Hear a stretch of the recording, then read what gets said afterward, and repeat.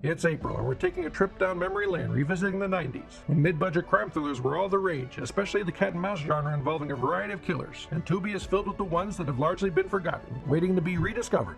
There's an explosives expert on the hunt of a mad bomber with a personal vendetta. There's a rookie cop who gets stalked by an obsessed killer who's closer than she realizes. There's a hot-headed detective who partners with a psychic to track down a serial killer he thought was dead. There's a priest who's suspected of murder and is on the hunt for the real killer to give either absolution or revenge. Welcome to Watch Assignment, the show where we help you in the never-ending search for what to watch. I'm your creator, Mr. Streamface, and this month we've got 4 forgotten 90s crime thrillers that are instantly available to watch on Tubi and Plex. This was a time period where competition at the multiplexes was fierce, and even movies with a smaller budget had to pull out all the stops for attention at the box office. So even though these movies might have disappeared from the collective conscious, they're still swinging for the fences. Our first pick is the explosive Blown Away from 1994 and directed by Stephen Hopkins. Jeff Bridges plays seasoned bust and bomb squad expert Jimmy Ivory, who is days away from early retirement. When an escaped Irish terrorist from his past, Ryan Garrity, played by Tommy Lee Jones, comes to town looking to settle a grudge. So Ivory's retirement is delayed as he tries to prevent his friends and family from falling victim to Garrity's elaborate traps. Now this one isn't exactly mid-budget. It had a good amount of money behind it, so it doesn't hold back with its action set pieces. This was the time when productions really had to put thought behind their practical effects, and each one is dazzling, escalating the spectacle along with the story. But the reason this one isn't as much of a staple among other 90s action thrillers might be that it was overshadowed by another Mad Bomber movie at the time of its release. Speed was released a few weeks earlier, rushed into cinemas to beat Blown Away, and it became an instant hit with this streamlined bust that couldn't slow down premise. And even though Blown Away got pushed to the side, it's still a great character-driven story with some solid performances.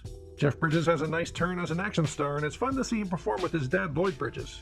But it's not just the explosions that don't hold back. You got a young Forrest Whitaker really amping up his role as a headstrong rookie. But he can't hold a candle to Tommy Lee Jones and his over-the-top Irish accent. He's playing to the back seats as Garrity, gleefully unhinged and using so many U2 needle drops to make sure you don't forget that his character is indeed Irish. Blown Away is big, at times messy, but everyone is fully committed to delivering a propulsive and suspenseful thriller. But don't take my word for it, it has a 3.1 on Letterboxd with users saying, "This rocks so hard. What a totally unapologetic disaster of a ridiculous movie, with completely unhinged performances and accents at every turn, plus multiple moments of legit ass-clenching suspense. Hot dog, was that a thing of beauty?" They really don't make movies like this anymore. And by movies like this, I mean movies with 37 U2 needle drops and twice the number in explosions. Quintessential 90s garbage. Our second pick is The Tense Blue Steel from 1990 and directed by Kathryn Bigelow. We follow Megan Turner, played by Jamie Lee Curtis. She's a nervous NYPD rookie whose first day on the job puts her in front of a twitchy Tom Sizemore in the middle of the stick-up, forcing her to pull the trigger a couple of times. But the robbery suspect's gun ends up in the hands of a Wall Street trader, Eugene Hunt, played by Ron Silver. He becomes fixated on the power of the gun, and he begins a dual game of stalking Megan while going on a killing spree. This is a tight thriller from early in Kathryn Bigelow's career, and it has some great stylistic flourishes for a mid-budget film that definitely got overshadowed by her follow-up release, Point Break. But this one shouldn't be overlooked with its wild take on the male gaze and the main character being a woman in a position of authority. Jamie Lee Curtis does an excellent job of portraying this unsure rookie who is probably getting more scrutiny than any of her male colleagues would get. And Clancy Brown is also great as a fellow detective with a strong New York accent who's helping her clear a name and apprehend the killer. But at the heart of this movie is Ron Silver, swinging for the fences with his unhinged performance as the obsessed yuppie, going through a feral transformation as the movie progresses, and trigger warning, there is some assault.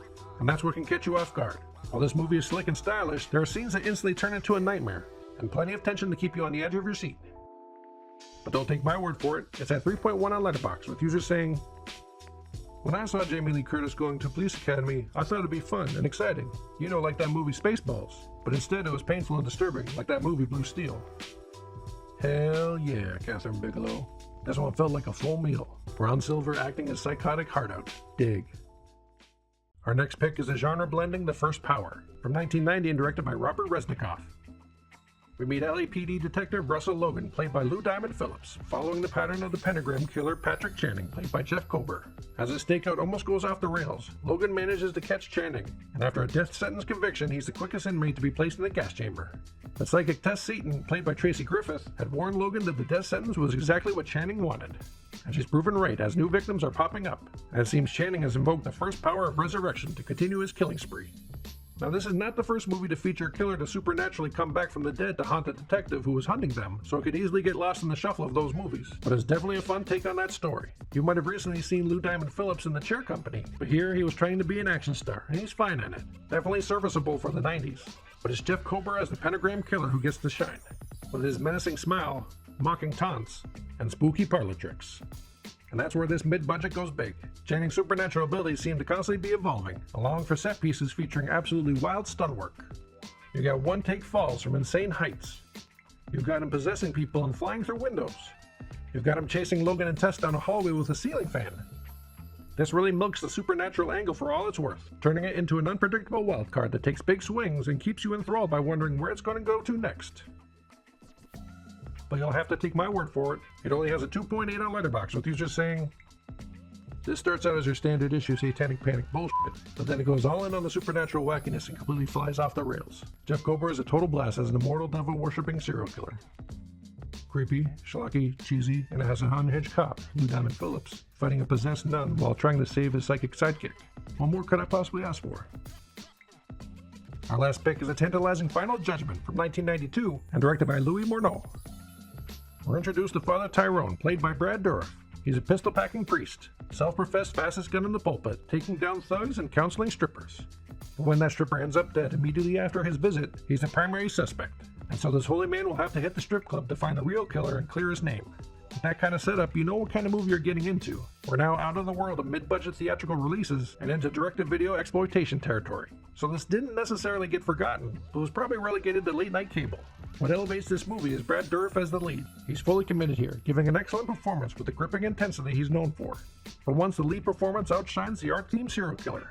And you got Karen Black popping up as the killer's mom, and Isaac Hayes is here too, giving a fine turn as a detective suspicious of Father Tyrone. And there's a stripper doing her best to help Father Tyrone, and she's got a dance number that matches Dourif's intensity. This is a film where you're just meant to have fun with it, and most of all, it's nice to see Brad Dourif play a good guy for once. But don't take my word for it, it has a 3.1 on Letterboxd, with users saying, 5 stars for our Brad Dourif priest sex scene. What more could you ask for? Plot? No way. Kind of a basic bitch murder thriller, but still entertaining enough with the legend Brad Dourif carrying all the weight. Solid early 90's vibes. So you have your watch assignment for the month.